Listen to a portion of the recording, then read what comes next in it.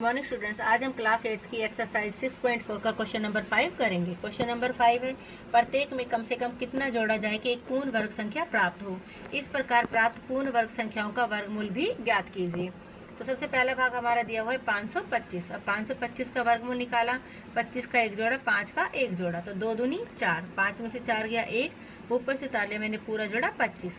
2 का दुगुना क्या होता है 4, 4 के आगे 2 लगाया 42, 42 की 2 से गुना की 84, तो मेरा कितना शेष बचा 41। अब चौथे क्वेश्चन में हमसे पूछा गया था क्या घटाया जाए।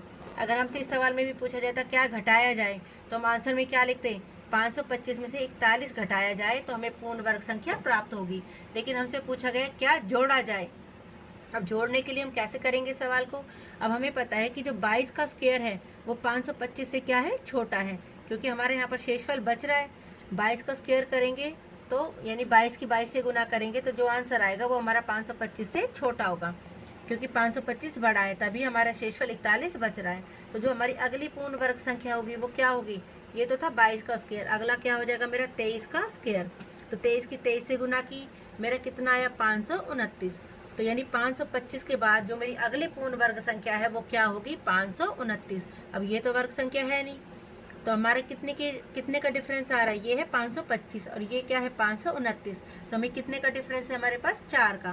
तो अतः जितने हमें जोड़ना है कि एक पूर्ण वर्ग संख्या प्राप्त हो, तो 529 में से 525 घटा दी, कितने का हमें डिफरेंस है हमारे पास 4 का, यानी 525 में मैं अगर 4 जोड़ दूं तो मेरे को एक पूर्ण वर्ग संख्या प्राप्त होगी।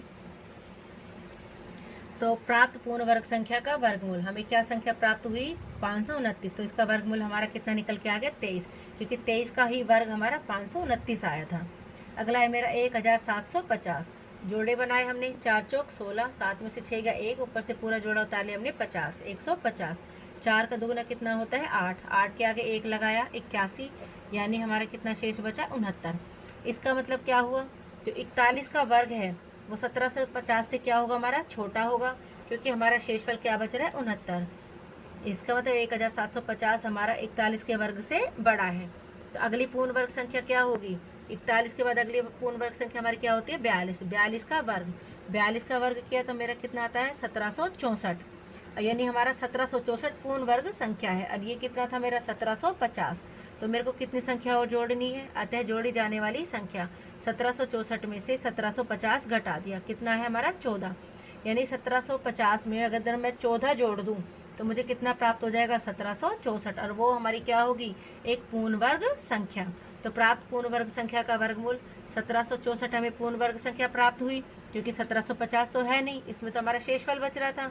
तो 1764 का वर्गमूल कितना निकल के आ जाएगा, 1764 किसका वर्ग था हमारा 42 का, तो इसका मतलब 1764 का वर्गमूल हमारा कितना निकल के आ जाएगा 42। अगला है हमारा 252। 252 में 52 का एक जोड़ा, 2 अकेला, 1 एकम 1, 2 में से 1 गया 1, ऊपर से उतार लिया 52, 152। 1 का दुगुना कितना होता है 2, यानी 25, 25 पंजे 125, 152 में से 125 गए 27, यानी 252 हमारी पूर्ण वर्ग संख्या नहीं है, क्योंकि इसमें हमारा शेषफल 27 बच रहा है, यानी 15 का वर्ग, ये हमारा 15 था, यदि मैं 15 का वर्ग करूं तो वो 252 से क्या होगा छोटा, क्योंकि शेषफल हमारा 27 बच रहा है। 15 के बाद अगली पूर्ण वर्ग संख्या क्या होगी हमारी 16 का वर्ग। अब 16 का वर्ग किया तो कितना आता है हमारा 256, तो अगली पूर्ण वर्ग संख्या हमारी क्या होगी 256। ये था हमारा 252, तो हमें 252 में कितना और जोड़ना पड़ेगा 4, यदि 252 में 4 जोड़ दूँ तो 256 आएगा, और 256 क्या होगा हमारी पूर्ण वर्ग संख्या। तो 256 का वर्गमूल हमारा कितना निकल के आएगा, 256 किसका वर्ग था हमारा 16 का, तो 256 का वर्गमूल हमारा कितना हो जाएगा 16, क्योंकि वर्गमूल का उल्टा वर्ग होता है। अगला है हमारा 1825। 25 का एक जोड़ा, 18 का एक जोड़ा, 4 चौक 16, 18 में से 16 गए 2, ऊपर से उतार लिया 25, यानी 225। 4 का दुगुना कितना होता है 8, 8 के आगे 2 लगाया 82, 82 की 2 से गुना की 164, 225 में से 164 गए 61, यानी 42 का वर्ग 1825 से क्या होगा छोटा, क्योंकि शेषफल हमारा 61 है। अब 42 के बाद अगली पूर्ण वर्ग संख्या क्या होगी 43, 43 का वर्ग 1849, तो जोड़ी जाने वाली संख्या क्या हुई हमारी 1849 में से 1825 घटा दी, कितना हो गया 24, यानी अगर इसमें हम 24 और जोड़ दें तो मेरी एक पूर्ण वर्ग संख्या प्राप्त होगी। तो प्राप्त पूर्ण वर्ग संख्या का वर्गमूल 1849 हमें प्राप्त हुई थी पूर्ण वर्ग संख्या, तो उसका वर्गमूल कितना हो जाएगा? 1849 किसका वर्ग है? 43 का। तो 1849 का वर्गमूल कितना निकल के आएगा हमारा? 43। 6412, 6412 में 12 का एक जोड़ा, 64 का एक जोड़ा, 8 8 64, ऊपर से डालिए पूरा जोड़ा 12। 8 का दोगुना कितना होता है? 16। अब 16 के आगे मान लो मैं 1 लगाऊँ, 161, तो वो भी क्या होगा? 12 से बड़ा, तो ना जाने कि यहाँ पे 0। यानी 80 का वर्ग करूँ मैं, कितना होता है? 6400। अब 6400 क्या है? 6412 से छोटा है, क्योंकि हमारा शेषफल कितना बच रहा है? 12। तो 80 से अगली पूर्ण वर्ग संख्या क्या हो जाएगी मेरी? 81। 81 का वर्ग कितना होता है? 81 गुना में 81 कितना होता है? 6561। अब हमारे पास संख्या दी हुई थी 6412 और हमें चाहिए कितना? 6561। तो हमें कितनी संख्या इसमें और जोड़नी पड़ेगी? 6561 में से 6412 घटा दे, कितना जोड़ना है हमें? 149।